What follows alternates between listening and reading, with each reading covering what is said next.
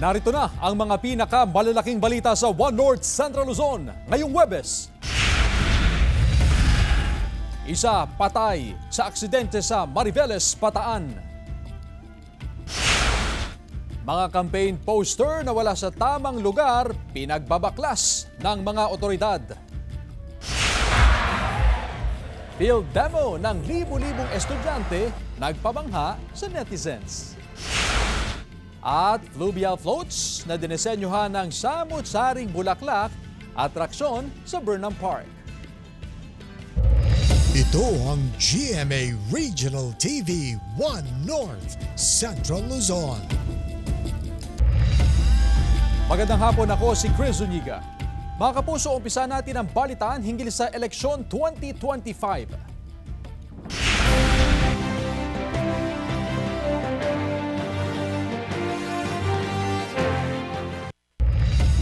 COMELEC, PNP at iba pang ahensya ng gobyerno muling nagsani puwersa sa Operation Baklas sa iba't ibang lugar sa Pangasinan. Nakatutok CJ Turida.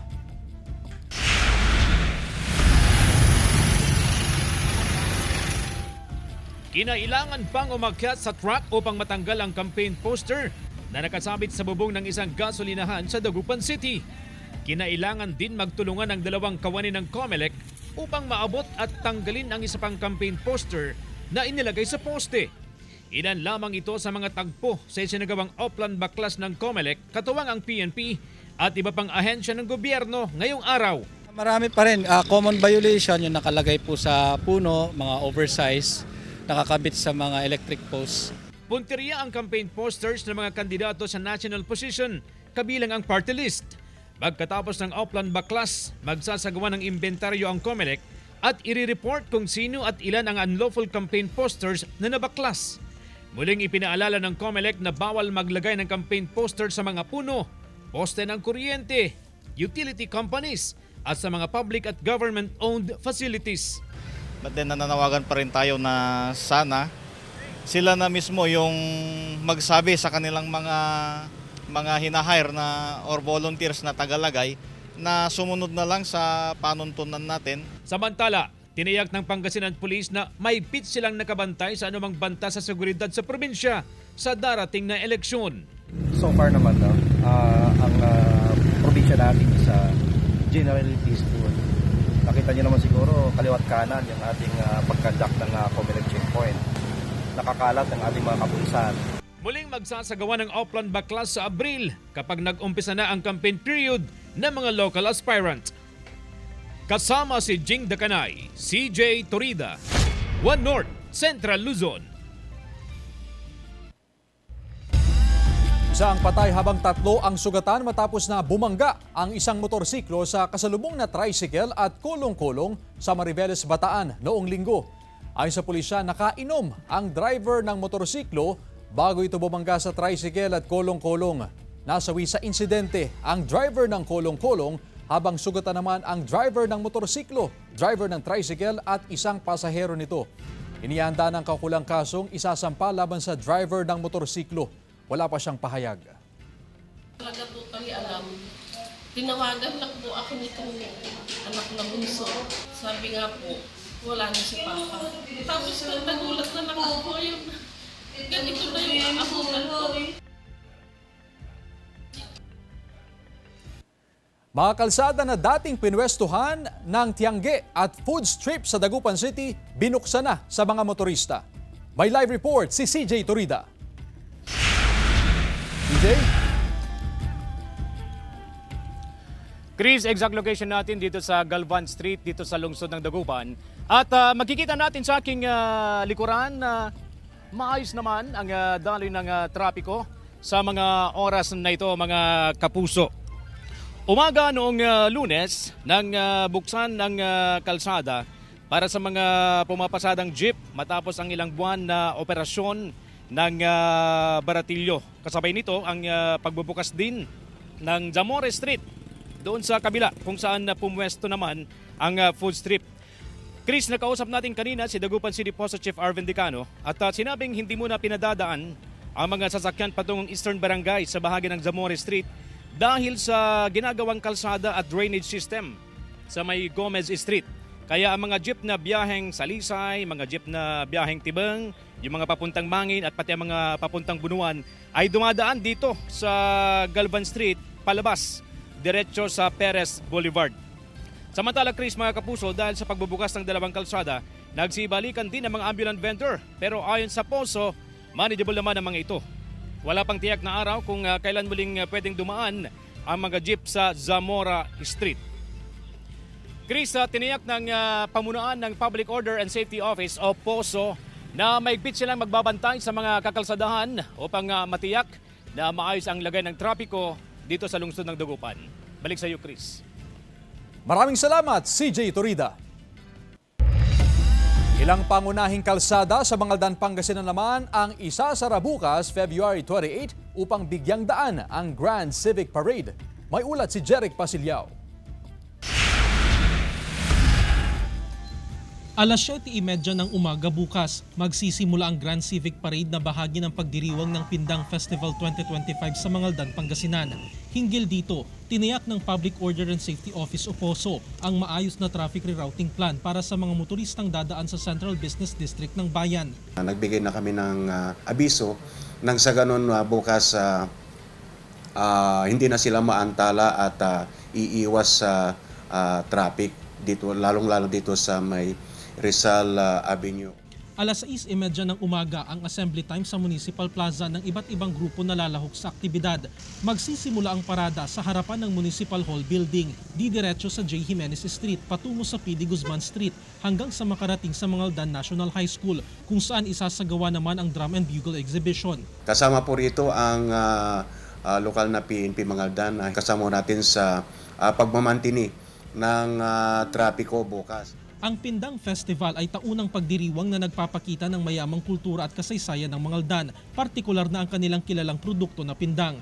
Tinatayang aabot sa libo-libong katao ang makikilahok at makikisaya sa aktibidad, kaya inaasahan ng matinding pagbigat ng daloy ng trapiko sa bayan bukas. Kaugnay nito, pinapayuhan ang lahat ng motorista na gumamit ng mga alternative routes upang hindi maantala sa biyahe. Samantala, kasado na rin ayon sa POSO ang traffic rerouting plan sa March 7 kung kailan isasagawa ang Kalutan, Tugtugan, Tansayawan at Dalan.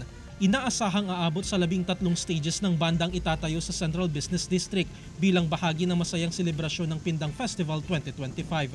Kasama si Henry Duminsil, Jeric Pasilyao, 1 North Central Luzon.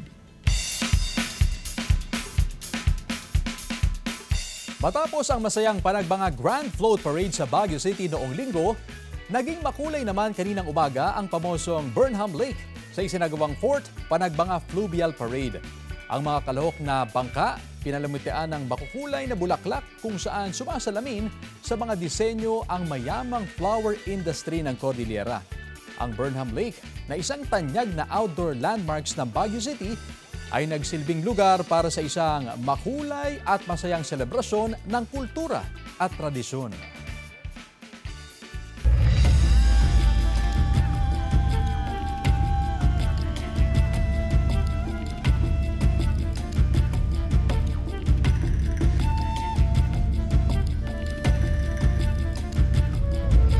Ito ang GMA Regional TV 1 North Central Luzon. Ito ang GMA Regional TV 1 North Central Luzon. Tinatayang 50% ng mga pumapasadang tricycle sa Calasiao, Pangasinan wala pang permit ayon sa POSO. Sundan sa report. Sa tala ng Public Order and Safety Office, nasa mahigit 3,000 ang pumapasadang tricycle sa Calasiao, Pangasinan. Pero tinatayang 50% ng mga ito walang permit o kolorum. Kaya hinigpitan pa ng POSO ang paninita sa mga may-ari ng kolorum na tricycle.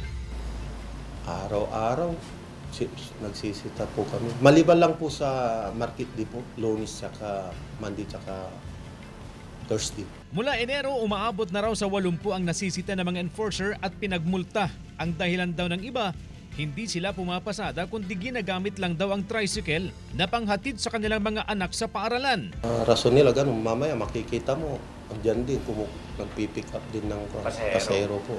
Nasa 570 ang miyembro ng Downtown Toda. Nanawagan sila sa mga may-ari ng kolorum na tricycle na lumaban ng patas sa paghahanap buhay. Wala mga tricycle driver na kulurong po, mga may-ari, dapat po i-renew. Tiniyak ng pamunuan ng Poso na tuloy ang kanilang pagbabantay upang maprotektahan ang mga lehitimong tricycle driver sa bayan. Doon sa mga walang permit, dapat mag-renew din sila para fair po doon sa may mga permit na kumukuha po. Kasama si Henry Duminsil, CJ Torida, One North, Central Luzon.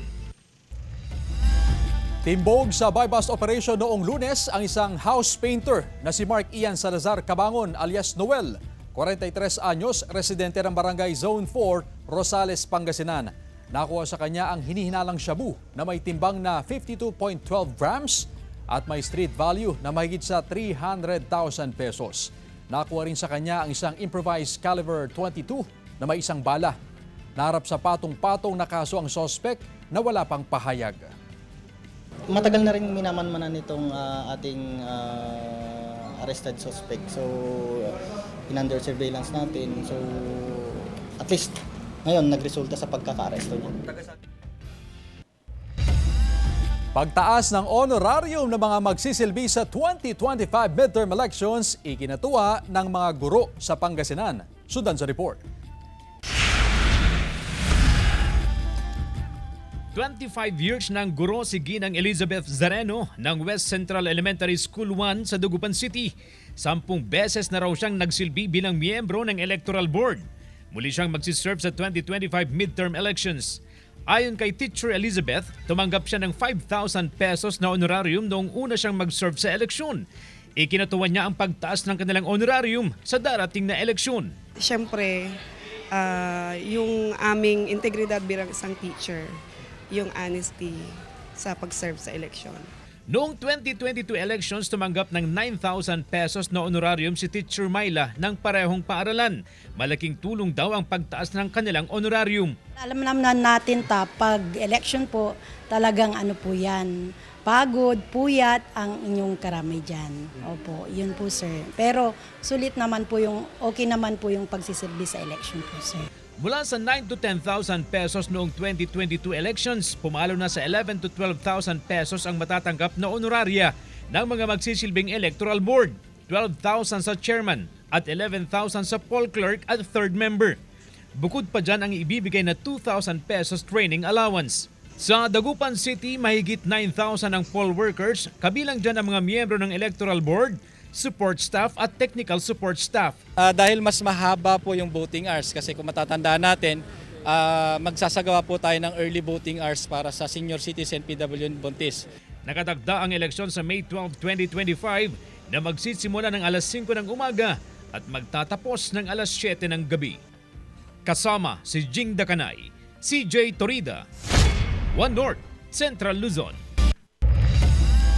Samantala, pamilya ng isang 79 anyos na lola sa Kalasyaw, Pangasinan na may rare neurologic condition nagsusumamo ng tulong. Narito ang report.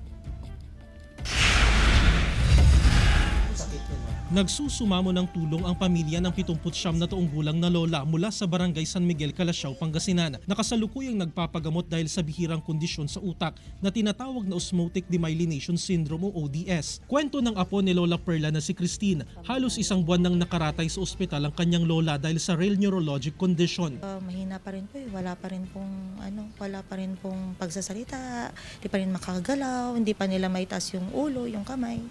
Ganun po. Sobrang hina po ni Lola ngayon. Dahil sa kakulangan ng sapat na pondo para sa mga medikal na pangangailangan ni Lola Perla, kumakatok sa puso ng may mga mabuting kalooban ng pamilya ni Lola Perla upang tuluyan itong gumaling. Kailangan kasi ng pamilya ang malaking halaga ng pera upang matustusan ang hospital bills ni Lola Perla. Gayon din ang pagbili ng intravenous immunoglobulin vials na nasa 38,000 pesos daw ang kada 10 gramo. Second confinement na namin actually ngayon. 24 days na kami from February 4 hanggang ngayon. Yung first confinement nila is I think January 28 to February 2. Tapos after 2 days, binalik ulit namin sa ospital. Ang Osmotic Demyelination Syndrome ay isang pambihirang kondisyon na madalas nangyayari kapag ang mga electrolytes sa katawan, lalo na ang sodium, ay mabilis na bumababa. Ito ay nagdudulot ng dysfunction ng mga brain cell na nagiging sanhi ng pagkasira ng myelin sheath na bumabalot sa mga nerve cells sa utak. Sana po yung mga may mabubuting puso po, nananawagan po kami, kaming mga pamilya ng Cabrera po, na sana po matulungan niyo po yung lola namin para sa additional medical expenses po niya. Para sa mga nais magpaabot ng tulong, maaari po kayong magpadala sa mga account number na inyong makikita sa inyong mga TV screen. Kasama si Henry Duminsil, Jarek Pasiliao, 1 North Central Luzon. Full of fun, lalo na't lamang dagat ang pinag-uusapan dahil muling ipinamalas ng bayan ng Bugey sa Cagayan ang pagiging mayaman sa karagatan para sa kauna-unahang selebrasyon ng Baybay Festival. Dubbed as Crab Capital of the North o North Luzon, abay tinampok na rin ang espada o tinatawag na bulong unas ng mga Cagayano. Ipinakita rin dito ang iba't ibang klase ng lutong sinangkapan ng isdang espada. Nariyan ang sinabawan, fried style, pagdadaing, bagoong nagawang bugey at marami pang iba. Binuhay naman ng mga contingent sa street dancing competition ang pagsasabuhay sa mapamaraan na pamumuhay ng mga naninirahan sa tabing dagat. Layunin ng kapistahan na pahalagahan, pagyamanin at maipreserba ang Babuyan Channel's marine biodiversity.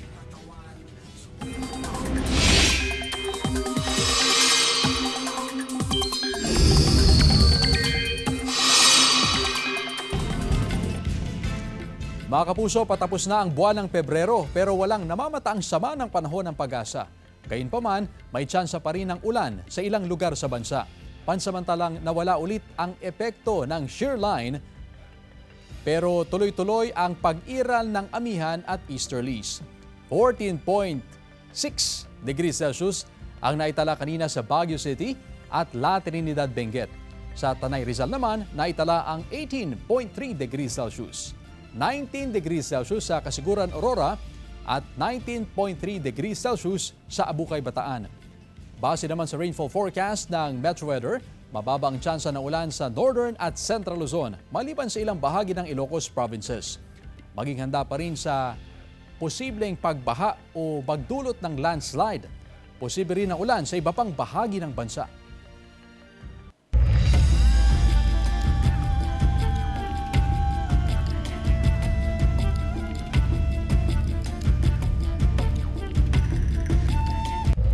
Ito ang GMA Regional TV 1 North Central Luzon.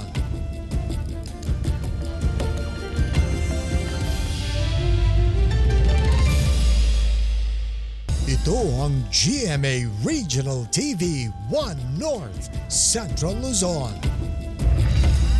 Singil sa kuryente ng DECORP, bumaba ngayong buwan ng Pebrero. Tutukan sa report.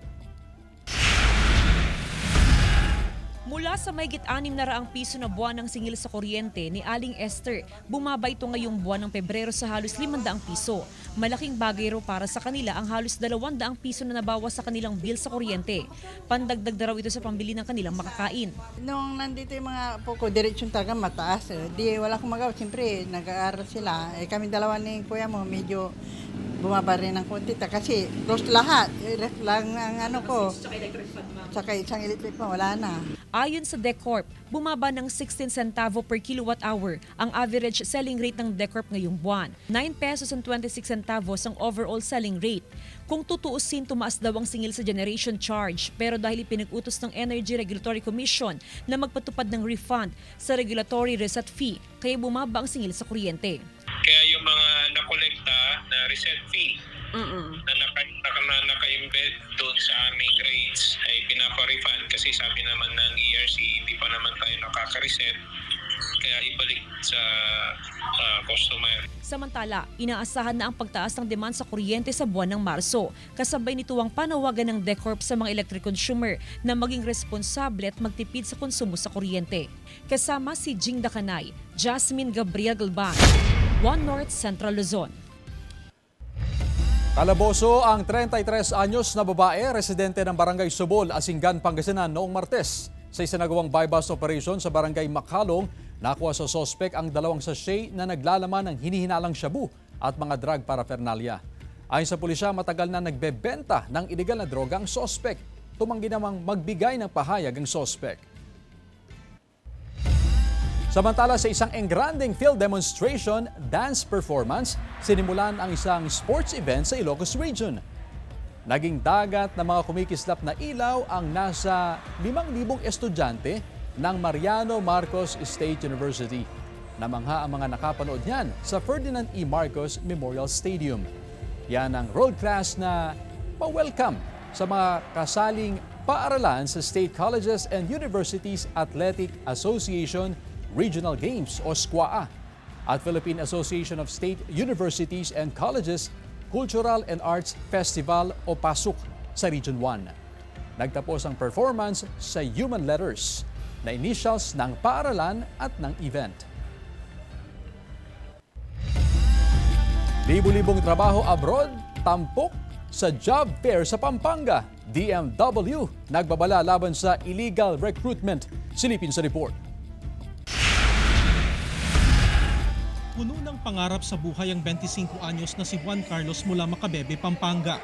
Pagamat graduate ng kursong education, mas pinili niyang maging call center agent upang matustusan ang pangangailangan ng kanyang pamilya. Ngayon, nais niyang makipagsapalaran sa ibang bansa upang mapabuti ang kanilang buhay. Galing ako sa mahirap na pamilya. Kailangan, lumaki ako mahirap pero hindi ako mamamatay ng mahirap. I mean, kailangan ko magsumikap para makatulong sa pamilya ko, karoon ng magandang buhay. Balik abroad din si Alejandro, 44 anyos mula Magalang, Pampanga. Ilang taon na siyang nagtrabaho bilang factory worker sa Saudi Arabia at South Korea. At kahit nakapagpundar na ng bahay sa Pilipinas, nais muli niyang mangibang bansa upang makaipon para sa kanyang pamilya. Kahit anong pong meron, basta kung ano po yung available, basta kaya naman po at akma po sa aking kakayahan, papasukin po. Ilan lamang sina Juan Carlos at Alejandro sa libu-libong job seekers na matyagang pumila sa OFW Bagong Pilipinas Serbisyo Caravan sa Pampanga. Karamihan sa mga hinahanap ng mga employer ay mga skilled worker na pwedeng ipadala sa Europe, Middle East, New Zealand, Poland, Japan at marami pang iba. Ayon sa Department of Migrant Workers, dumarami ang bilang ng mga Pilipino na nagtatrabaho sa ibang bansa. Sa tala ng DMW, umabot sa 2.7 million contracts ang naprocess na ng ahensya noong nakaraang taon. Ito, pagpapatunay ng Bagong Pilipinas sa Department of Migrant Workers, and kaya linalapit natin ang serbisyo natin nandito ang job fairs. Malaga yung job fairs kasi ito yung pagpapalapit ng mga lehitimong recruitment agencies sa mga taong bayan para hindi sila mabiktima ng illegal recruitment at human trafficking. Bukod sa job fair, nagkaroon din ng one-stop shop sa iba't ibang serbisyo ng gobyerno tulad ng PhilHealth, Pag-ibig, SSS, NBI at PhilSys. Jarek Pasilyawo, 1 North Central, Luzon. Ipinagdiriwang ngayong araw, February 27, ang GMA Network Day sa New York State sa Amerika. Idineklara ito noong isang taon sa panguna ng unang Pilipinong nahalal sa New York Assembly na si Steven Raga.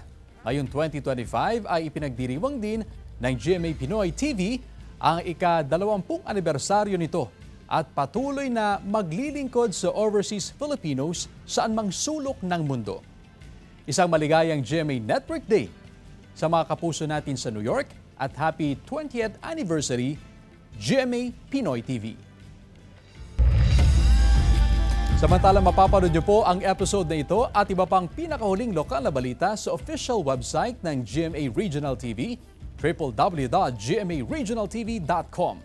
Pwede rin kayo bumisita sa aming official YouTube channel, GMA Regional TV, at i-click ang subscribe button para sa pinakamaiinit na balita mula sa mga rehiyon.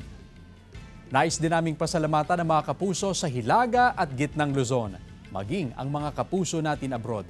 Dahil sa GMA Regional TV, local news matters. At yan ang mga pinakamalaki at pinakauling balita sa Hilaga at Gitnang Luzon. Maraming salamat sa pagsama sa amin pati na ang mga kapuso sa ibang bansa na tumutok sa mga balita sa rehiyon. Ako po si Chris Zuniga. Kami ang GMA Regional TV, 1 North Central Luzon. Buong puwersa para sa mas malaking misyon at mas malawak na paglilingkod sa bayan.